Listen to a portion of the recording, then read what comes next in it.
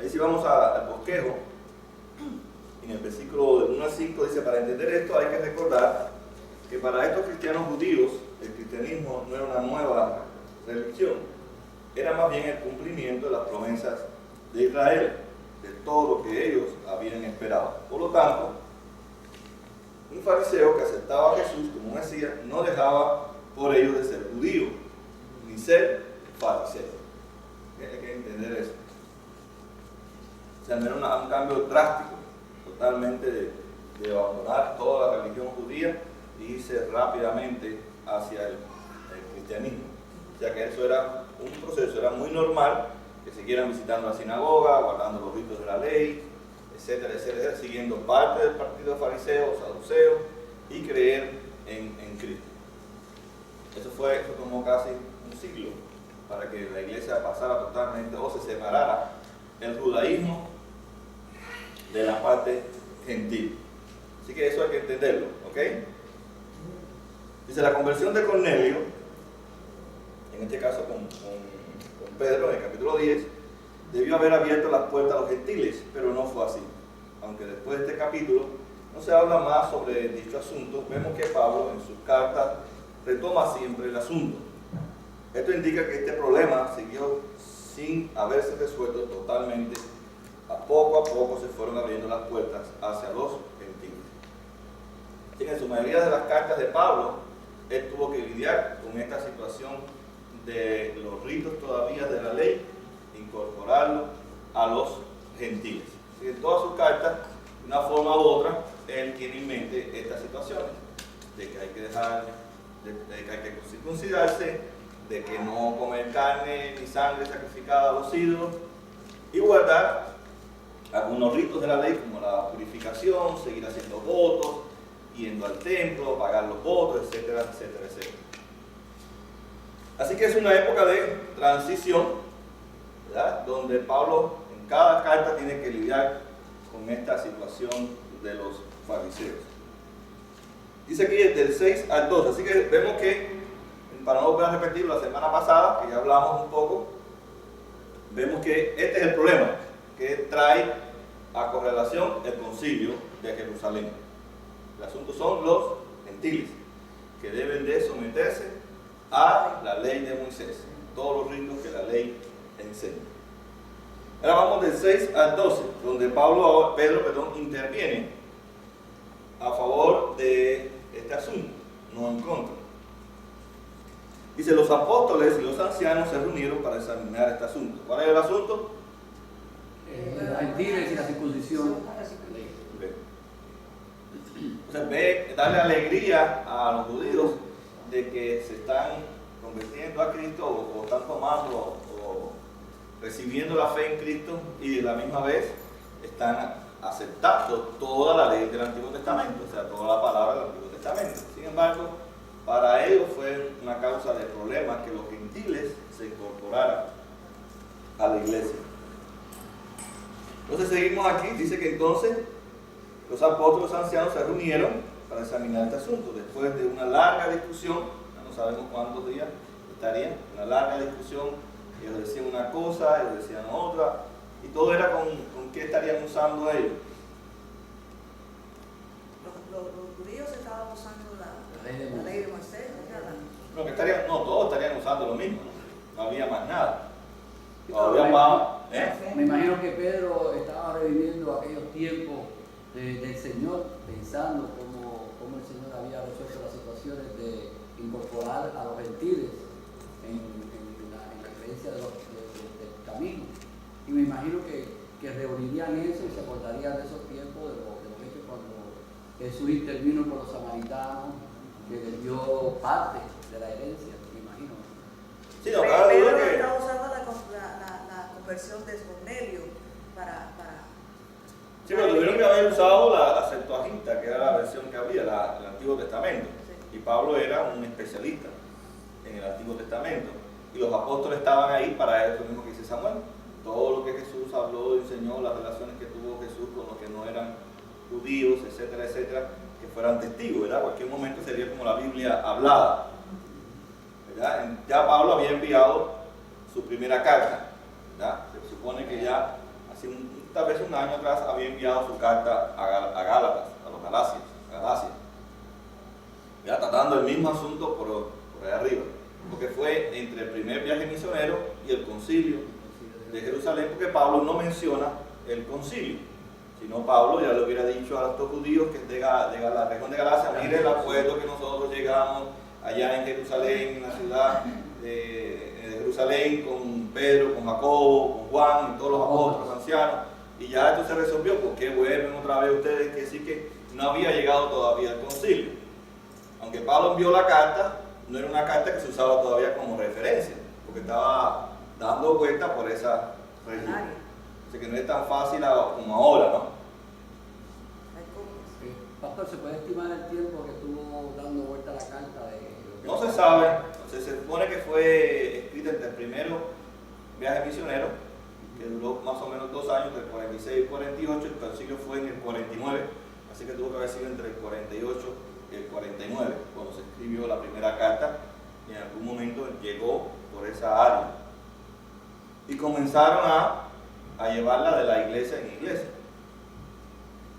O sea, no era tampoco fácil sacar una copia, ni nada de eso. De la misma carta iba a ser leída en todas las iglesias. Claro.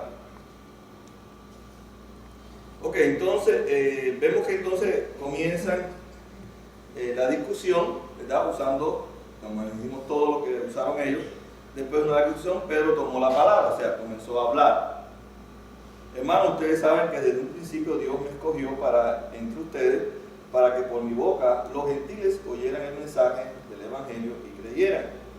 Dios, que conoce el corazón humano, mostró que los aceptaba dándoles el Espíritu Santo, lo mismo que a nosotros. Así que se pone en igualdad. El Espíritu Santo es tanto para los judíos como para los gentiles. Para los que estaban guardando todavía la ley y estaban creyendo en Cristo, como los que nunca habían guardado la ley, pero estaban creyendo en Cristo. Ok, entonces continúa Pablo diciendo aquí, Lucas diciendo aquí, dice, Dios, que conoce el corazón humano, mostró que lo aceptaba dando el Espíritu Santo, lo mismo que nosotros, sin hacer distinción alguna entre nosotros y ellos. Purificó sus corazones por la fe. Él está hablando de la purificación. Recuerda que ellos tenían en mente los ritos de Moisés. Y la purificación era para entrar en el reposo, para poder entrar en la presencia de Dios. Dice, Dios los purificó.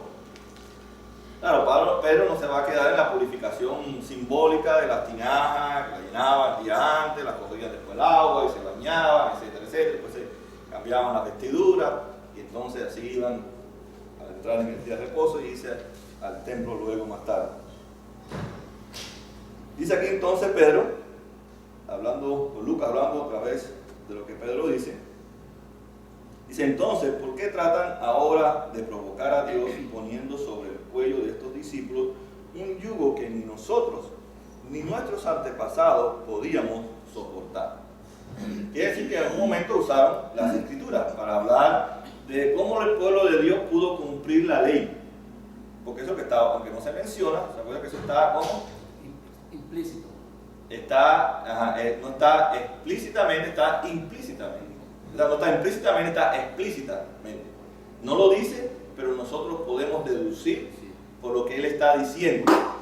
Ni ustedes ni nosotros hemos podido cumplir lo que está escrito en la ley. ¿Cómo pudieron hacerlo ellos? Bueno, comenzaron a leer desde el Antiguo Testamento todo aquello que el pueblo de Dios vivió y bueno, se dan cuenta que no pudimos por tantos siglos cumplir la ley, ni nosotros ni ustedes. Y ustedes quieren imponerle algo que esta gente no conoce bien y nosotros que sí conociendo nunca pudimos someternos a la ley de Dios. Ok, entonces eso es bueno, aunque uno no tenga que ir por toda la Biblia, ya uno aprende un concepto, ¿verdad? Que habla de la incapacidad total del hombre para cumplir la ley de Dios. Y después Pablo va a desarrollar que la salvación es por la fe y no por cumplir los requisitos de la ley. Pastor, entonces quiere decir que este concilio llevó un tiempo, podemos hablar de más de 2 semanas, porque para poder leer el Viejo Testamento, que lo usan ellos de referencia y dialogar entre ellos. Sí, me imagino que no hayan leído todo. Pablo y algunos Jacobo se debe entender que él también conocía, porque él era el rabino, él era el maestro de la iglesia, como el pastor. Así que él y los otros apóstoles tal vez conocieron lo que usaban como referencia para lo que es Jesús. Tal vez Jacobo y Pedro y Juan y Pablo y algunos ancianos fariseos que sí conocían la ley bien, pues citarían pasajes de las Escrituras, del Antiguo Testamento, o historias, más bien diría yo, historia del pueblo de Dios en relación con su Dios en cuanto a la observancia de la ley. No se han detenido en todo, ¿no? Pudieron sacar varios pasajes o varios libros del Antiguo Testamento y hacer referencia a que ellos no estaban cumpliendo la ley, ni ellos, ni podían tampoco los judíos. Ok, sin distinción entonces, porque tratan ahora de provocar a Dios poniendo sobre el cuello de los discípulos un yugo que nosotros en el pasado hemos podido soportar. No puede ser, más bien, como ellos, creemos que somos salvos por la gracia de nuestro Señor Jesucristo. Ya esto es un elemento muy importante en Pedro, ¿verdad? Diciéndolo, ya no es por las leyes, es por la gracia y de Jesucristo, la gracia en Jesucristo que ha sido para nosotros. Quiere decir que en el Antiguo Testamento tuvieron que tocar también el tema de la gracia, todo el pecado. Nosotros fuimos salvados por la gracia. Y ahora esa misma gracia que es heredada por nuestros antepasados, ¿verdad? Porque están leyendo el Antiguo Testamento, es la misma gracia que ahora Dios está salvando a estas personas que son, entre comillas, nuevas en nuestras comunidades, que son los gentiles, aunque no era nuevo, porque en el Antiguo Testamento Dios incorporaba también a los extranjeros, que no eran judíos, pero que ellos no podían darse cuenta. Pero no era que algo nuevo, para ellos era algo nuevo, pero no era algo nuevo. Y Pedro le está hablando a ellos, como diciendo, parece que es algo novedoso para ustedes, la gracia de Dios, pero sin embargo, mira, la gracia de Dios se ve en el Antiguo Testamento. Yo me imagino que ahí tuvieron que hablar de la experiencia de Adán, porque Pablo habla mucho de Adán y el segundo Adán en Cristo, y toda la paracaída es muy importante en estos debates que se tiene, ¿verdad? De habla de la incapacidad del hombre. Así que tuvieron que hablar de Génesis 3:15, donde ya se habla el Evangelio para todos los que son de la simiente de la mujer, que son de todas las naciones, ¿verdad? No solamente es de la nación israelita, sino de todas las naciones. Ok, entonces seguimos. Dice, toda la asamblea guardó silencio. ¿Verdad? Ya habló él, esa era la costumbre. Uno levantaba la mano, le daban la palabra, tú hablabas, tú guardabas un silencio, se guardaba un silencio. No es que decía, a ver, ¿quién quiere hablar ahora? Cojan el micrófono. Le guardaba un tiempo de silencio. Y si alguien quería hablar, hablaba. Si pasaba mucho tiempo con el silencio, pues el que estaba dirigiendo la asamblea, pues continuaba dirigiendo la reunión. Así que guardaron silencio y ahí comenzó a hablar entonces Bernabé y Pablo. Dice que les contaron las señales y prodigios que Dios había hecho en medio de ellos, entre los gentiles. O sea, ¿por qué Lucas dice los prodigios y señales? Porque en alguna forma, explícitamente, ¿verdad?, se debe llevar a correlación de que ellos tuvieron que mencionar, ¿verdad?, muchos pasajes donde Dios hizo señales y milagros en medio del pueblo de Israel. Y ahora ya tal vez no le ha sido el mal abrir el mar, ni darle codornices, ni darle agua, ni destruir los ejércitos, ni darle las batallas, todos esos milagros que hacía Dios, que de pronto se desparramaban los ejércitos enemigos, se mataban entre ellos, y después ellos llegaban como Pedro por su casa, como que no pasó nada, o como la batalla de Gedeón, que con 300 hombres tiraron unos cántaros, Débora, después así, ¿verdad? Los mismos milagros que Dios hizo con el pueblo de Dios, esas señales y prodigios que solamente podía hacer Dios, era lo mismo que estaba haciendo Dios en medio de los gentiles. Ahora, a eso nos da como una idea de estos prodigios y señales para qué eran. Aunque tal vez en otros pasajes se habla de los prodigios y las señales, pero acuérdense que la mente de ellos no es por parte. Lo que pasó en el concilio ya no me interesa, ya eso no lo tengo más en mente, eso se queda ahí. Y ahora cuando venga por acá y Pablo resucite a Tíquico que se va a caer, bueno, eso ya es algo nuevo. No, eso está en la mente de ellos. Y cuando uno lee la Biblia no puede quitarse tampoco eso de la mente, lo que Dios ha hecho.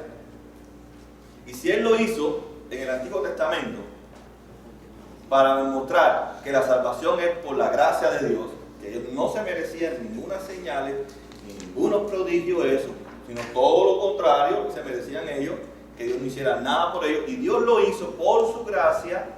Quiere decir que ahora estas mismas señales y prodigios hay que interpretarlas a la luz igual del Antiguo Testamento, porque no se desconectan unas señales de las otras señales. No es un Dios que hizo esto, y ahora tenemos un nuevo Dios que hace cosas diferentes con otros propósitos diferentes. ¿Entienden? Es el mismo Dios. Entonces Pedro habla de esas señales y prodigios que hizo en su pueblo, que lo ha hecho en los gentiles, Ben y Bernabé, y Pablo diciendo ahora, esto también lo está haciendo Dios entre nosotros. Y es una vez más para mostrar que la salvación es por gracia y es un trabajo solamente de Dios. Ya podemos entender entonces que no lo está aquí implícitamente, pero explícitamente cuando los apóstoles hablaron, todos esos milagros que Jesús hizo también era para demostrar que la salvación iba a ser por su gracia y que solamente lo puede hacer el hombre. No, solamente lo puede hacer Dios, y lo hace para mostrar la gracia redentora hacia su pueblo, hacia los judíos y algunos gentiles que fueron sanados por Jesús o sacados demonios. ¿Entiendes? Porque ahora no tenemos que hacer lo mismo, ¿verdad? ¿Por qué? Porque ahora la gracia está en nosotros. Dios está haciendo la historia con ellos para que la historia tome tiempo, forma y se mantenga entre nosotros. ¿Okay? Entonces ya tenemos la enseñanza. Dios hizo todo eso para mostrar la gracia. Lo hizo cuando abrió el mar. Por su gracia les abrió el mar. No para que ellos se quedaran adorando al mar, ¿verdad? O a la naturaleza, o nada por el estilo. Ni se quedaran allí siquiera alrededor del mar, para ver si otro día Dios abría el mar y querían ver cuántas veces Dios abría el mar en el año. O adorando el mar ese pedacito de mar, adorando o queriendo vender el agua de ese pedazo de mar a la gente, sacarle dinero, ¿verdad? Yo le decía, esto pasó en la historia por esto pasó y va cerrando, porque el único que debe ser adorado es Él, no las situaciones ni eventos de la historia, porque Él es el Dios de la historia. ¿Entienden más o menos? Eso es importante cuando uno lee la Biblia. Por ejemplo, lo que le pasó a Abraham, lo que le pasó a Josué, lo que pasó a José, son eventos de la historia de la redención para mostrar su gracia a su pueblo. Pero José no es importante, ni Abraham, ni los eventos que ellos tuvieron de que subió al monte Moab y allí iba a ofrecer a Isaac y el otro que se fue para Egipto. Son circunstancias, eventos que Dios muestra para ver que el pueblo vea la gracia redentora de ellos y que su simiente va a venir un día a través de este linaje. Pero no es para que adoremos el monte Moab, ni ahora que hagamos hacer lo mismo nosotros con nuestros hijos, ofrecerlos allí a ver si Dios nos responde una oración o algo de eso, o los sacrificios que a veces queremos hacer a través de los ayunos, caminatas que hacen los católicos, etcétera, etcétera. No, porque eso no es gracia, eso es obra, ¿verdad? Usted quiere ayunar porque quiere bajar de peso, está bien, pero no lo puede hacer para ganar la gracia de Dios. No puede comprar la gracia, porque entonces dejaría de ser gracia. Dejaría de ser gracia. Entonces ya Dios dice, no quiero el sacrificio. Y Isaías lo dice, no me interesa sus ayunos. Lo que habrá que interpretar todo esto a la luz de la redención, ¿verdad? Incluso que se habla del ayuno en el Nuevo Testamento, aquí en el libro de los Hechos. Ellos están todavía pegados a la tradición de hacer los ayunos. Y nos damos cuenta que ellos no estaban interpretando bien la Biblia, el Antiguo Testamento, los fariseos y los maestros. Los que sí estaban poniendo bien a la luz las Escrituras eran los apóstoles y en este caso el apóstol Pablo. ¿Alguna preguntita que tengamos aquí de lo que hemos dicho? De lo que hemos dicho no, porque todavía no lo hemos dicho. Ok. ¿Me entendieron más o menos? ¿Me expliqué? Sí, Yo sí. sé que ustedes entienden, soy yo a veces que no sé explicar. Señor. Ok, entonces, interviene Pablo, ¿verdad? Ya habló Pedro, o hablaron otras personas, una vez más, suponemos que hablaron otras personas. No solamente que habló Pedro, Pablo y Bernabé, y ya ahí se acabó la discusión, porque entonces sería solamente de un lado que se habló. Y dice que fue una discusión muy larga entre los dos grupos, entre los unos que decían, tiene que circuncidarse, y otros que decían, no hay que circuncidarse, la salvación es por la gracia, dijo Pedro, y dijo Bernabé, y dijo Pablo. Pero Lucas no recoge la conversación de las otras personas. ¿Por qué? Porque no es la interpretación correcta, y Lucas quiere dar la interpretación correcta para no confundir a su audiencia. ¿Verdad? Que necesitaban saber en qué creer, después ya de casi 20 años. Necesitaban creer. ¿Entienden esa parte ahí? Ok. Entonces, ahora ya se para la discusión, ¿verdad? Después de un largo debate, no sabemos si entre Pedro y Pablo y Bernabé hablaron otras personas, posiblemente, ¿verdad? Y volvieron otra vez los otros, y así, hasta que ya se terminó todo, y Jacobo, que era el líder de la iglesia, entonces ya dijo, bueno, ya es suficiente. Como el presidente, ¿no?, de la asamblea, dijo, bueno, ya hemos hablado mucho, hemos compartido las dos partes, ahora él, como líder, va a determinar qué vamos a hacer. Entonces dice el versículo 15, el 13. Dice, cuando terminaron, Jacobo tomó la palabra y dijo, igual, tengo que levantar la mano, esperar con un silencio, nadie va a decir más nada, ya, nadie dijo más nada, ahí Jacobo entonces habló. Hermanos, escuchen, Simón, ahora menciona lo que dice Simón. Dice, Simón nos ha expuesto cómo Dios desde el principio tuvo a bien escoger de entre los gentiles un pueblo para honra de su nombre. Así que todo el mundo captó la idea de que desde el Antiguo Testamento hasta la experiencia de Pedro era muestra de que Dios sí había incorporado a los gentiles. Porque si Pedro fue enviado a los judíos, ¿por qué fue a los gentiles? Yo le hubiera dicho, no te metas con esa gente. Esa gente, tú no tienes que hablarles a ellos. Otro va a venir a hablar.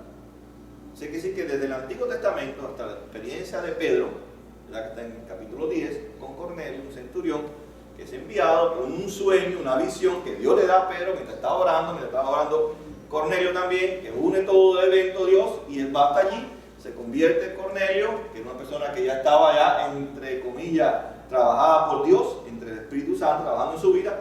Él se convierte y se convierte con él un grupo de su familia.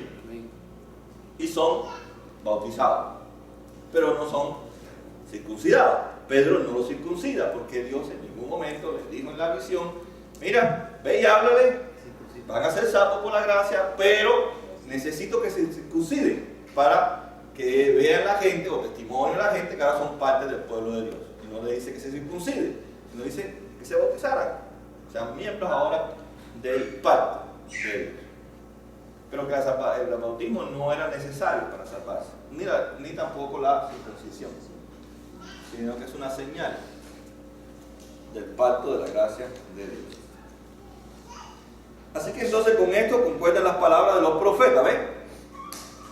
Entonces tuvieron que haber ido a los profetas del Antiguo Testamento.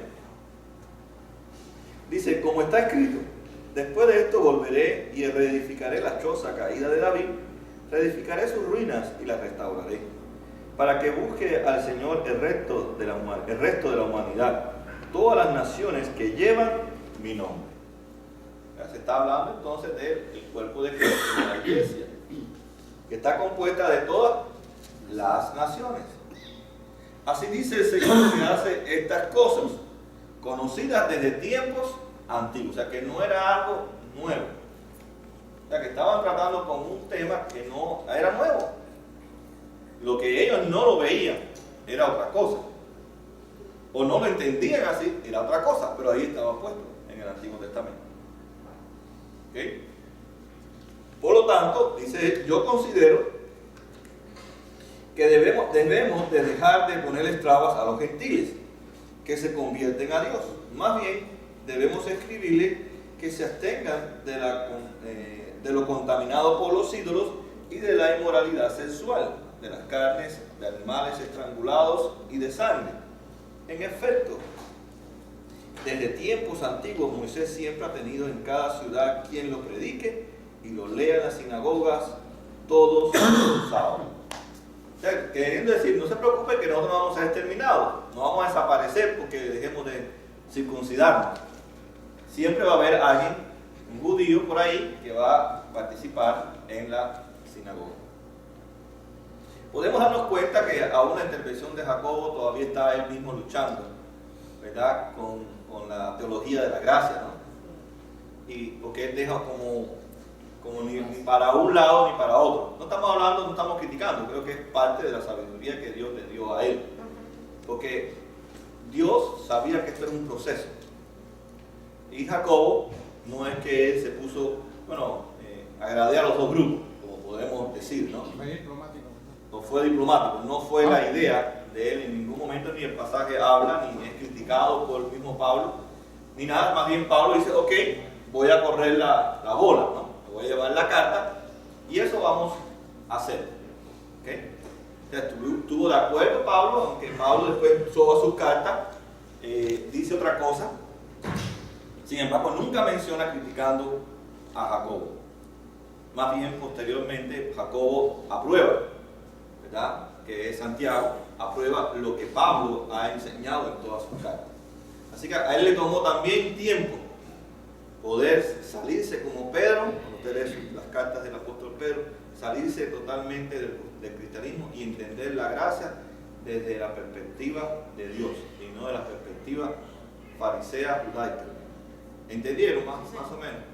Sí. ¿Claro está eso ahí? Más claro que Ya, pues podemos decir con estos tiempos, mira, uno hizo estar bien con los dos. Ok, esto estaba con la circuncisión, los gentiles le quitamos la circuncisión, pero esto todavía seguían con el asunto de los animales, de los sacrificios, de no comer con los ídolos, y los gentiles comían comida sacrificada de los ídolos, era muy típico. Ofrecían a los dioses, después iban y las vendían a los supermercados, y ellos iban ahí al Serrano de esa época, podemos decir, a Popli, a todo eso, ¿verdad? Que iban y compraban las carnes, que anteriormente ya habían sido, no todas, pero la mayoría, o posiblemente se pensaba que muchas de ellas habían sido ya sacrificadas a los ídolos. Pero yo me imagino que ningún cristiano preguntaría, ¿esta carne es sacrificada o no es sacrificada? Voy a hacer un pan con lechón, este lechón que poquito fue sacrificado, el cananeo lo sacrificaron o no lo sacrificaron. Ellos iban y compraban y comían. Pero su fe estaba puesta en Cristo, no en de dónde venía la carne. Ya estaban libres de todas esas cosas. Ok, entonces vamos aquí al material. Dice del 6 al 12, lo que Pedro cuenta es lo que vivió sobre la conversión de Cornelio, o sea, su experiencia, la cuenta. Pedro cita este hecho para que esto sirviera como motivo de no volver a discutir la admisión de los gentiles a la iglesia. La obra misionera de Pablo y Bernabé sería otro hecho para dar entrada a los gentiles a la iglesia. En este discurso Pedro va más allá de lo que había dicho en el caso de Cornelio. Ahora ofrece una razón teológica por lo cual no se les ha de imponer a los gentiles el yugo de la ley. Se trata de un yugo que ellos mismos no podían soportar, cuando en fin de cuentas lo importante es que todos, tanto gentiles como judíos, no son salvos, sino por la gracia. Ya comienza a tomar forma la teología, ¿no? Principalmente comienza con la teología de la gracia. Así que la teología de la gracia es una teología que ha tenido siempre difícil aceptación entre el pueblo cristiano. Aún después ya de 20 siglos que llevamos, 21 siglos, todavía la gracia hay personas que no la entienden. Yo diría que casi el 80% de la iglesia de hoy no entiende la gracia. Todavía están como en esa época. Somos salvos por Cristo, pero yo tengo que hacer algo para mantener mi salvación. Yo tengo que hacer algo para que Dios me escoja. Tengo que abrir mi corazón, tengo que ir a la iglesia, etcétera, etcétera, etcétera, etcétera. Yo tengo que hacer algo. Tengo que dejar de fumar, tengo que dejar aquello, tengo que dejar lo otro, etcétera, etcétera. Entonces todavía la iglesia está como muy confundida. Todavía seguimos lidiando con este tema, que ya viene 21 siglos más, no sé cuántos miles hacia atrás de Cristo todavía, ¿verdad? De que del tiempo de Moisés venimos dando guerra en cuanto nosotros sabemos por la revelación, pero antes de Moisés tampoco se entendía, menos se entendía la gracia, ¿verdad? Así que es algo que todavía la iglesia sigue luchando, algún grupo, seguimos todavía en discusión, ¿verdad? En que qué es la gracia y qué es la gracia con obras, ¿verdad? Que es lo que predicaban los fariseos. Ok, creemos que Cristo murió por nosotros, ya eso lo entendemos que fue el Mesías, ya lo descubrimos en la Biblia, pero yo tengo que hacer algo, porque yo por muchos siglos he aprendido que yo tengo que hacer algo. Para eso Dios me dio todos los ritos, y entre esos el primerito es la circuncisión, ¿verdad? Cortarse el prepucio para ser parte del pueblo. Después comenzó con Moisés todos los demás reglamentos y ritos de la sangre, de las purificaciones, etcétera, etcétera. Y todavía en el tiempo de hoy pensamos nosotros de esa manera. Bueno, nosotros no, algunos también de nosotros también, yo no. La gracia es pura gracia, no hay que añadirle nada, está bien claro, ¿verdad? Y nadie busca a Dios, Dios es el que nos busca a nosotros. Usted no permanece en la salvación, Dios es el que nos ayuda a nosotros a permanecer. Usted no mueve su voluntad a la santidad, Dios es el que mueve nuestra voluntad a la santidad. Nuestros pensamientos no son los de Dios, Él mueve nuestros pensamientos para que tengamos los pensamientos de Dios. Nadie cambia, Él es el que nos cambia a nosotros, ¿verdad? Ok, entonces nos quedan 5 minuticos y vamos a terminar lo del discurso, ¿verdad? Del 3 al 21. Entonces aquí vemos la intervención de Jacob, que no era uno de los 12 apóstoles. Él comienza su discurso refiriéndose a lo que Pedro ha contado. El resumen del discurso de Pedro por parte de Jacob incluye una aseveración notable. Dios ha visitado a los gentiles. Jacob afirma que es Dios el que está levantando a un nuevo pueblo, una nueva extensión de Israel. Jacob usa el texto de Amós 9, 11, 12. ¿Ves? Dice los profetas, él usa Amós 9, 11 y 12 para hablar que Dios siempre incluyó el pueblo gentil. Así que Jacobo sugiere que dejen de ponerle traba a los gentiles. La razón para esto es que estas 4 prohibiciones son precisamente las que, según la ley de Moisés, debían imponerse a los gentiles que moraban en Israel. Levítico 17 al 18.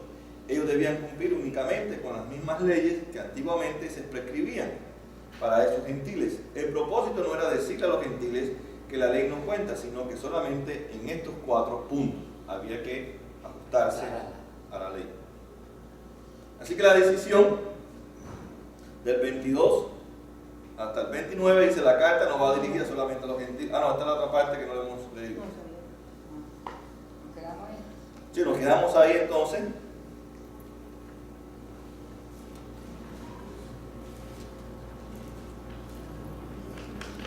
Del 22 26.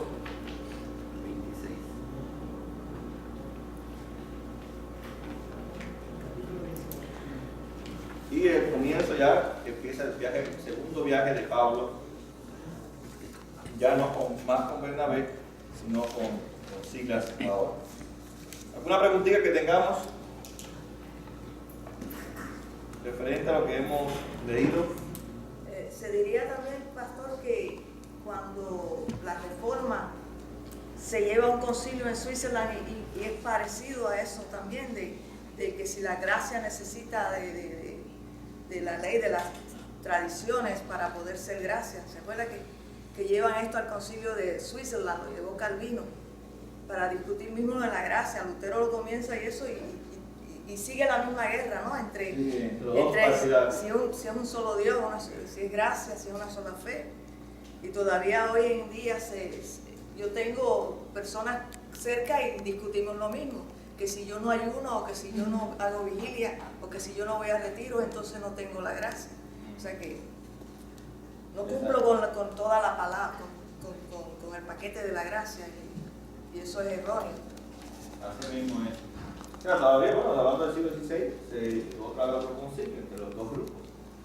Y claro, con nombres diferentes ahora. Y ahora en el tiempo de hoy, pues seguimos todavía los mismos debates entre los dos grupos, los arminianos y los calvinistas, todavía seguimos. Ya no tal vez reuniendo en un concilio, porque ya nos hemos distanciado uno del otro y ya no es posible. Todavía hay movimientos ecuménicos, pero realmente no es para discutir problemas teológicos. Ahora lo que están buscando es como qué tenemos en común.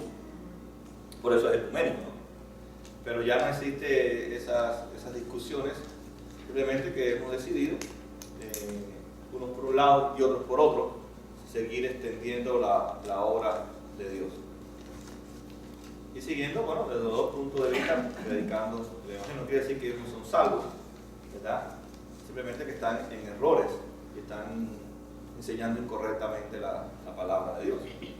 Y está provocando que muchas conversiones que no son reales, que eso también hace daño al mundo, ¿no? Que son los famosos cristianos que la gente dice, mira, te dice que es cristiano, pero es que no es cristiano.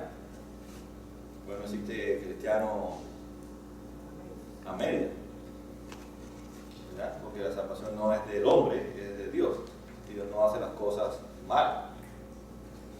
Ahora, ese cristiano que falla se arrepiente de perdón públicamente a la persona, etcétera, etcétera. O sea, ahí donde la persona dice, la persona es diferente. Pero me imagino que se refiere a esos cristianos que cometen pecados y no rectifican nada, ni piden perdón, ni ven cambios en su vida, sino que es lo mismo, ¿no? Un patrón en ello. Ok. Oramos entonces.